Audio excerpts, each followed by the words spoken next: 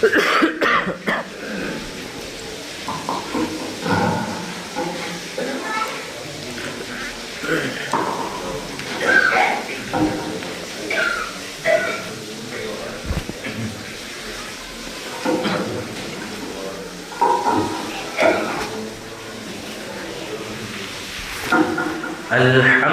لله رب العالمين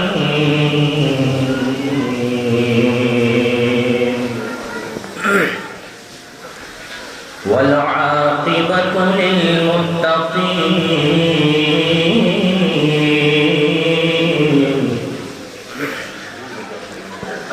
والصلاة والسلام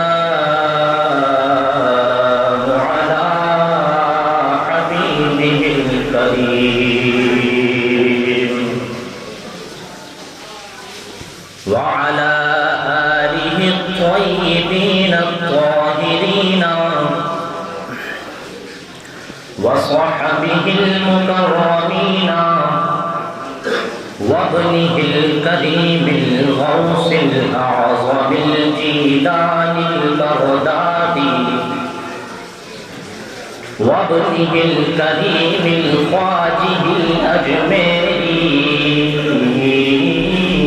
أجمعين. أما بعد فأعوذ بالله من الشيطان الرجيم. بسم الله الرحمن الرحيم. ألا إن أولياء الله لا خوف عليهم ولا هم يحزنون.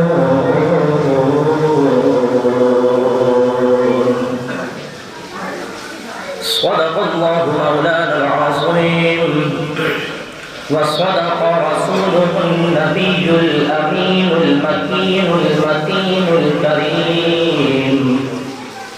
ونحن على ذلك لمن الشاهدين والشاكرين والحمد لله رب العالمين.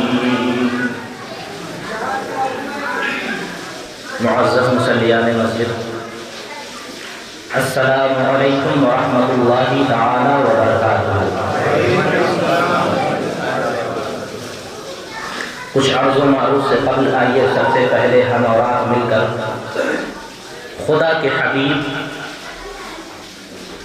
دانائے کل سبل ختم الرسل مولائے کل مکی سرکار مدنی تاجدار روحی فدا آقا مولا حضور احمد مجتبی محمد مصطفیٰ علیہ الطیب والثنا کی بارگاہ نبوت و رسالت و نور میں اپنی غلامی کا ثبوت دیتے ہوئے بآواز بلند درود پاک کا نذرانہ پیش کریں. صلی اللہ علی النبی الأمی وآلہ صلی اللہ علیہ وسلم. صلاۃ و سلام علیک یا رسول اللہ صلی اللہ علیہ وسلم. ایک مرتبہ اور نبی اور آل نبی پر درود پاک. اللہ محمد صلی اللہ علیہ وسلم نحن عباد محمد صلی اللہ علیہ وسلم وعلی آلہ وصحبہ ابد الظہور والکرامات. پچھلے جمعہ کو چھٹی شریف کے تعلق سے بارگاہ غریب نواز میں کچھ بیان کرنے کا ارادہ تھا، لیکن چونکہ الحمدللہ میں خود اس روز در غریب نواز پہ تھا، اس لیے آج اس بارگاہ میں تھوڑی دیر بیان کرنے کی سعادت و برکتیں حاصل کروں گا. قرآن مقدسہ کی بڑی مشہور و معروف آیت کریمہ کی تلاوت کا شرف حاصل کیا، جو اتنی مشہور و معروف ہے کہ جس کو سننے کے بعد خواص تو خواص عوام بھی اندازہ لگانے کی گفتگو کس بارے میں کی جائے گی، اتنی مشہور و معروف. لہٰذا میں بغیر کسی تمہید و تفسیر و توضیح و تشریح و تعویل و تفہیم کے سیدھے اپنی گفتگو کا آغاز کرتا ہوں. توجہ ہے نا. خواجہ معین الدین چشتی اجمیری شہنشاہ چشت سلطان الہند عطائے رسول نائب رسول فی الہند خواجہ خواجگاں فخر ہندوستاں، عطائے رسول شہزادے بطول حضور سیدنا سرکار خواجہ معین الدین چشتی سنجری ثم اجمیری رضی اللہ عنہ، المعروف بہ خواجہ غریب نواز۔ غریب نواز بائی معنی کہ غریبوں کو نوازنے والے، سبحان اللہ، غریبوں کو نوازنے والے، بمعنی دیگر اجنبیوں کو نوازنے والے۔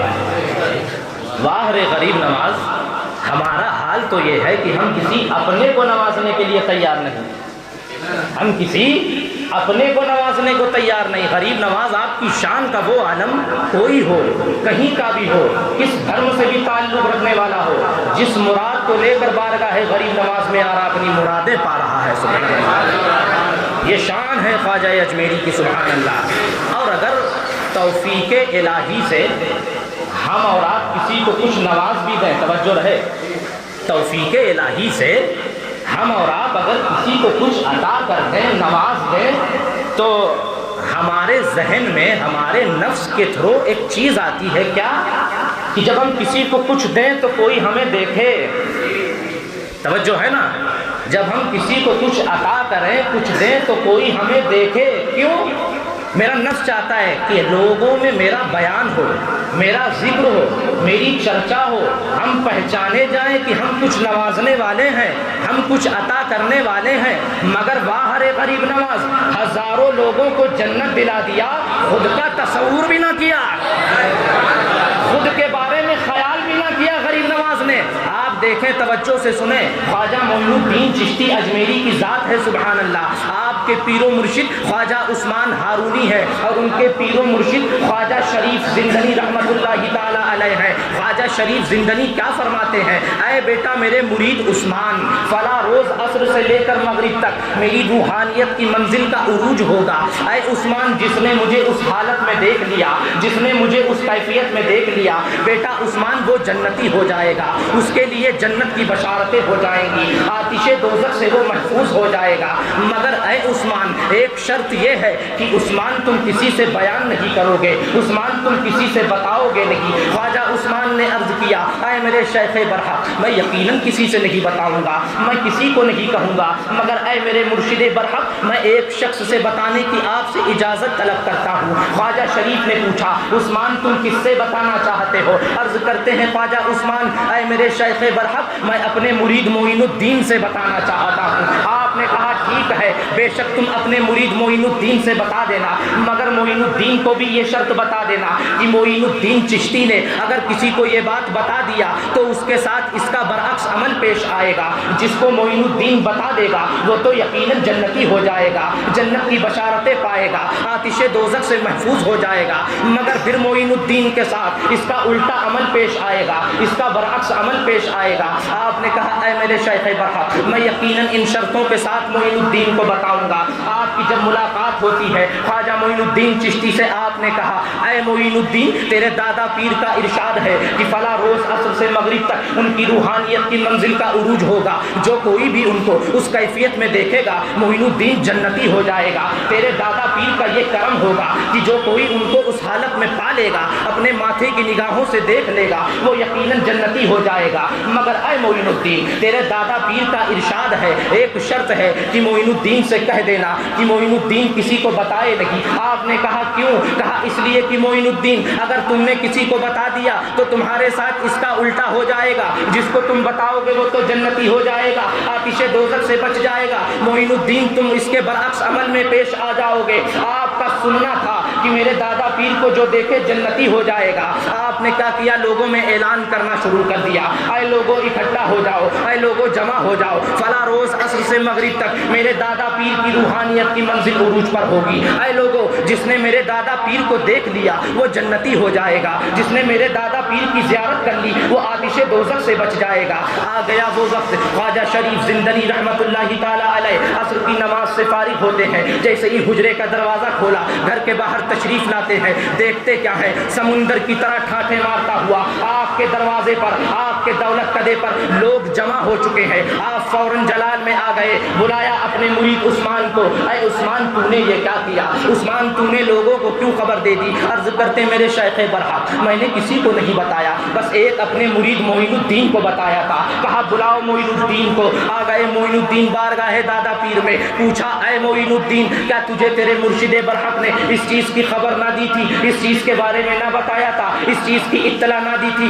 کہ معین الدین کسی کو بتانا نہیں ہے، اس لیے کہ معین الدین اگر تو نے بتا دیا تو تیرے ساتھ اس کا الٹا عمل پیش آئے گا۔ عرض کرتے ہیں میرے دادا پیر بے شک میرے مرشد برحق خواجہ عثمان نے مجھے ایک ایک شرط بتائی تھی۔ پوچھا خواجہ شریف نے اے عثمان پھر تو نے کیوں ایسا کیا؟ اب مسلمانوں جواب سنو غریب نواز معین الدین چشتی اجمیری کا، اور دیکھو کیسے غریب نواز ہیں سبحان اللہ۔ عرض کرتے ہیں اے میرے دادا پیر میں نے خیال کیا کہ اگر ایک معین الدین کے جنت سے محروم ہو جانے پر ہزاروں معین الدین کو جنت مل جائے تو یہ سودا خسارے کا نہیں ہے، یہ سودا نقصان کا نہیں ہے، اس میں کوئی گھاٹا نہیں ہے۔ اس لیے اے میرے دادا پیر معین الدین نے خود کے لیے جنت کو ترک کر دیا اور ہزاروں غلاموں کو یہاں جنت دلانے کے لیے اکٹھا کر دیا۔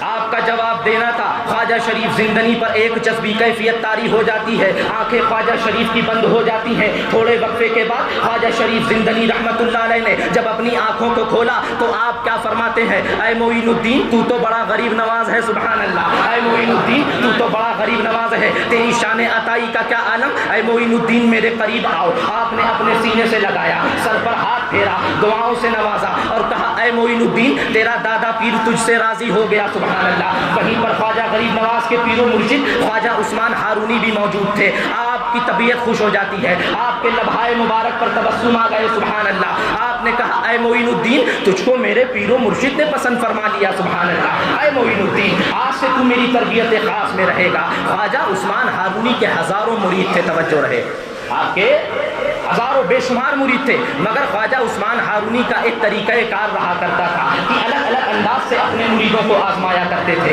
الگ الگ ڈھنگ سے آزمایا کرتے تھے، الگ الگ طریقے سے آزمائش کیا کرتے تھے، الگ الگ امتحانات کے ذریعے اپنے مریدوں کو آزمایا کرتے تھے۔ مگر غور کرنے کا مقام ہے پیارو، خواجہ عثمان ہارونی کی تمام تر آزمائشوں میں اگر کوئی ثابت قدم رہتا تھا تو وہ تنِ تنہا معین الدین اجمیری کی ذات تھی۔ آپ کے تمام امتحانوں میں اگر کوئی کامیاب و کامرانی کی منزلیں طے کرتا تھا تو وہ تنِ تنہا معین الدین اجمیری کی ذات تھی۔ خواجہ عثمان ہارونی ہے، ان کے تمام مریدین بیٹھے ہوئے ہیں، خواجہ غریب نواز بھی بیٹھے ہوئے ہیں۔ اچانک خواجہ عثمان ہارونی اپنے قدم کو بڑھاتے ہیں، نظروں کے سامنے ایک طوائفوں کا مکان ہے، آپ سامنے چلے جاتے ہیں۔ جیسے ہی آپ کا قدم بڑھانا تھا مریدوں میں چینی گوئیاں شروع ہو جاتی ہیں، ارے دیکھو دیکھو ہمارے شیخ کو کیا ہو گیا، دیکھو دیکھو ہمارے مرشد کو کیا ہو گیا، یہ تو فلاں مکان میں جا رہے ہیں جس گھر سے کبھی خیر کی کوئی خبر موصول ہی نہ ہوئی، یہ تو اس مکان میں چلے جا رہے ہیں۔ ایک ایک کر کے مریدوں نے جانا شروع کر دیا اور جیسے ہی وہاں آپ کا قدم پڑتا ہے اس مکان میں، مکان کے اندر بھی کوہرام برپا ہو جاتا ہے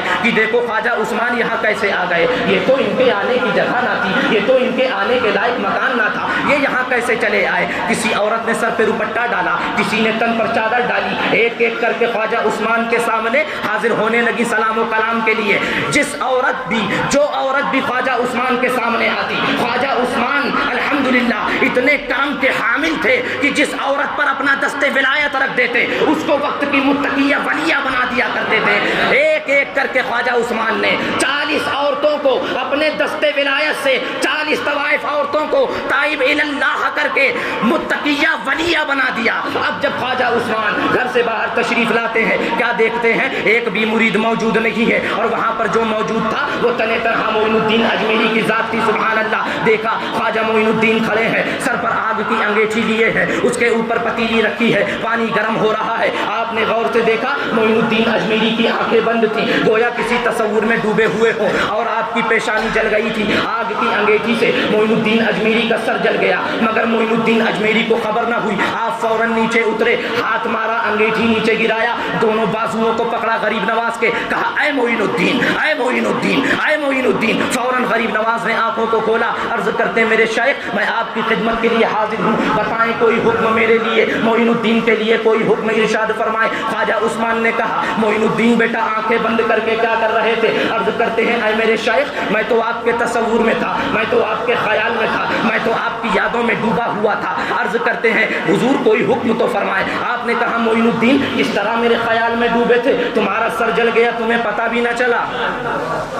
اے معین الدین تم کس طرح ڈوبے ہوئے تھے کہ تمہارا سر جل گیا تمہیں پتہ بھی نہ چلا۔ معین الدین اجمیری عرض کرتے ہیں اے میرے شیخ میرا تو سر نہیں جلا۔ آپ نے کہا معین الدین خاموش رہو، میں دیکھ رہا ہوں تمہارا سر جل گیا، پیشانی سے تازہ خون کے قطرات ٹپک رہے ہیں اور تم کہہ رہے ہو میرے سر میں زخم نہیں۔ معین الدین اجمیری جواب دیتے ہیں سبحان اللہ میرے شیخ سر میرا نہیں آپ کا ہوگا۔ کیا جواب دیتے ہیں کہ سر میرا نہیں آپ کا ہوگا، یعنی معین الدین اجمیری نے اپنے پیر و مرشد خواجہ عثمان کے دستے حق پرست پر ایسا بیعت کیا تھا، بیعت بمانا بیچ دینا، اس طرح بیچ دیا تھا کہ اپنے جسم کو اپنا جسم نہیں سمجھتے تھے، اپنے حال کو اپنا حال نہیں سمجھتے تھے، اپنے زخم کو اپنا زخم نہیں سمجھتے تھے۔ خواجہ معین الدین چشتی کا جواب دینا تھا، خواجہ عثمان ہارونی نے کہا اے معین الدین اگر یہ سر میرا ہے تو کیوں نہ اس میں کیڑے پڑ جائیں۔ اللہ اکبر، کیوں نہ اس میں کیڑے پڑ جائیں۔ اب خواجہ عثمان ہارونی کے ذہن میں بات آئی کیوں نہ معین الدین کو ایک آزمائش میں اور مبتلا کر دیا جائے۔ آپ نے کہا معین الدین اس میں کیوں نہ کیڑے پڑ جائیں۔ معین الدین اجمیری عرض کرتے ہیں اے میرے شیخ جیسا آپ ٹھیک سمجھے کر دیں، غور کرنے کا مقام ہے پیارو، اگر ہم اور آپ میں سے کوئی ہوتا تو فوراً کہتا بس کیجئے میرے شیخ اب ہمیں اور نہ آزمائیے، اب مزید اور آپ کی آزمائش کے قابل میری ذات رہی نہیں، اب ہمیں بخش دیجئے، ہمیں اور نہ آزمائیے۔ مگر باہر معین الدین اجمیری تمہارے صبر کو سلام، تمہاری استقامت کو سلام، تمہارے جذبہ عشق کو سلام، تمہارے فنافی شیخ ہونے کی اس ادا کو سلام۔ عرض کرتے ہیں اے میرے شیخ جیسا آپ ٹھیک سمجھے آپ ویسا کریں۔ خواجہ عثمان ہارونی نے معین الدین اجمیری کے سر پر ہاتھ پھیرا اور اس میں کیڑے چلنے لگے۔ اللہ اکبر، تاریخ میں آیا ہے 12 سال تک کے خواجہ معین الدین چشتی اجمیری کے سر میں ویسے ہی کیڑے چلتے رہے۔ وقت گزرتا گیا، عالم تو یہ تھا فنافی شیخ ہونے کا کہ معین الدین اجمیری کے سر سے اگر 2-4 کیڑے گر جاتے تو آپ اٹھا کے فوراً انہیں اپنے سر میں رکھ لیا کرتے تھے۔ اللہ اکبر، پوچھنے والوں نے پوچھا اے معین الدین یہ بیٹا یہ کیا حال بنا رکھا ہے، یہ کیسی کیفیت ہے؟ ارے لوگ تو ان کیڑوں سے بچنے کے لیے کیسے کیسے طبیبوں کی بارگاہوں کا چکر کاٹا کرتے ہیں، ان زخموں سے بچنے کے لیے، ان کیڑوں سے نجات پانے کے لیے کیسی کیسی جڑی بوٹیوں کو تلاش کرنے کے لیے جنگلوں میں گشت کیا کرتے ہیں۔ اے معین الدین اگر 2-4 گر گئے تھے تو نجات پا لینا چاہیے تھا۔ مسلمانوں جواب سنو معین الدین اجمیری کا۔ معین الدین اجمیری جواب دیتے ہیں ارے جن کیڑوں کو میرے مرشد برحق عثمان نے پال رکھا ہو اسے معین الدین کیسے ہٹا سکتا ہے، ایسے فنافی شیخ تھے۔ معین الدین اجمیری نے کہا معین الدین ان کیڑوں کو ہٹا ہی نہیں سکتا ہے اس لیے کہ اس کے مرشد برحق نے پال رکھا ہے۔ وقت گزرتا گیا، بہت بڑے اجتماع میں الگ الگ احاطے میں سب لوگ اکٹھا تھے، سارے مریدین الگ الگ ٹھہرے ہوئے تھے، خواجہ عثمان ہارونی بھی وہیں پر ٹھہرے تھے۔ آپ نے ایک خادم کو بلایا، کہا اے خادم فلاں علاقے میں چلے جاؤ، معین الدین نام کے شخص کو بلا کر لے آؤ۔ وہ خادم فوراً گیا، کہا معین الدین کون ہے؟ لوگوں نے کہا یہاں تو بہت سے معین الدین ہیں، تم کس معین الدین کو بلا رہے ہو؟ کوئی علامت تو بیان کرو۔ خادم فوراً آیا خواجہ عثمان کی بارگاہ میں، کہنے لگا اے میرے مرشد برحق وہاں تو بہت سے معین الدین ہیں، آپ کس معین الدین کو بلا رہے ہیں؟ فوراً لوٹ کر جاتا ہے، بیان کرتا ہے پوری بات۔ خواجہ عثمان نے کہا اس معین الدین کو بلا کر کے لاؤ جس کے سر میں زخم ہے، سر میں کیڑے چل رہے ہیں۔ فوراً خادم جاتا ہے اس احاطے میں، جا کر اعلان کرتا ہے اس معین الدین کو خواجہ عثمان نے اپنی بارگاہ میں طلب کیا ہے جس کے سر میں زخم ہے، جس کے سر میں کیڑے چل رہے ہیں۔ اتنا سننا تھا، خواجہ معین الدین چشتی کھڑے ہو جاتے ہیں، بارگاہ شیخ میں حاضر ہو جاتے ہیں۔ خواجہ عثمان ہارونی نے دیکھا معین الدین اجمیری کی جانب، پھر سے آپ نے کلام کیا اے معین الدین تیرے سر میں تو زخم بنا ہے، تیرے سر میں تو کیڑے چل رہے ہیں۔ اتنا پوچھنا تھا، خواجہ غریب نواز پھر سے وہی جواب دیتے ہیں اے میرے شیخ برحق، اے میرے مرشد برحق سر معین الدین کا نہیں بلکہ سر آپ کا ہوگا۔ اتنا جواب دینا تھا، خواجہ عثمان ہارونی کی طبیعت خوش ہو جاتی ہے۔ آپ نے کہا معین الدین میرے قریب آؤ، آپ نے فوراً سر پر ہاتھ پھیرا۔ خواجہ عثمان کا ہاتھ لگنا تھا کہ خواجہ غریب نواز کے سر پر نہ کوئی زخم باقی رہا، نہ کوئی کیڑے باقی رہے، پورا سر صاف ہو گیا۔ آپ نے سینے سے لگایا، کہا اے اے معین الدین تیرا دادا پیر تجھ سے راضی تھا، آج تیرا پیر بھی تجھ سے خوش ہو گیا، معین الدین میرے گلے سے لگ جاؤ۔ آپ نے معین الدین اجمیری کو سینے سے لگا لیا، خوب دعائیں دی اور کہا اے معین الدین آسمان کی طرف دیکھو، بتاؤ تمہیں کیا نظر آ رہا ہے؟ خواجہ غریب نواز نے آسمان کی جانب دیکھا، عرض کرتے ہیں میرے شیخ اے میرے مرشد برحق، آسمان کے ساتوں حجاب معین الدین کی نظروں سے ہٹ گئے ہیں، سبحان اللہ۔ پوچھا معین الدین نظر کیا آ رہا ہے؟ عرض کرتے ہیں میرے شیخ معین الدین کی نظر لوح محفوظ پر پڑ رہی ہے، سبحان اللہ۔ آپ نے کہا معین الدین اب تم زمین کی جانب ذرا نظر ڈال کر دیکھو اور بتاؤ تمہیں کیا نظر آ رہا ہے؟ معین الدین اجمیری نے زمین کی طرف نظر ڈالا، عرض کرتے ہیں اے میرے شیخ زمین کے ساتوں طبق معین الدین کے سامنے سے ہٹ گئے ہیں، اے میرے مرشد برحق معین الدین تحت الثری تک دیکھ رہا ہے، تحت الثری تک کوئی ایسی شے نہیں ہے جسے معین الدین دیکھ نہ رہا ہو، اے میرے شیخ معین الدین کو سب صاف نظر آ رہا ہے۔ آپ نے کہا اے میرے مرید، اے میرے مرید میں نے تو تجھے قبول کر لیا ہے، اب دیکھنا ہے کہ رب ذوالجلال نے تمہیں قبول کیا کہ نہیں، اس کے پیارے محبوب نے تمہیں قبول کیا کہ نہیں۔ اے معین الدین اب حج بیت اللہ کی تیاری کرو، اب حج کے لیے سفر کرو۔ آپ دونوں حضرات حج کے سفر کے لیے روانہ ہو جاتے ہیں۔ راستے میں بہت سے واقعات پیش آئے لیکن چونکہ دامن وقت میں گنجائش بہت کم ہے، اگر سمیٹنا بھی چاہوں تو وقت نکل جائے گا، وقت ملا تو انشاءاللہ آئندہ زمان میں بیان کریں گے آپ کا سفر۔ استغفر اللہ الذی لا الہ الا هو الحی القیوم واتوب الیہ۔ آپ حضرات سنت پڑھیں۔ السلام علیکم۔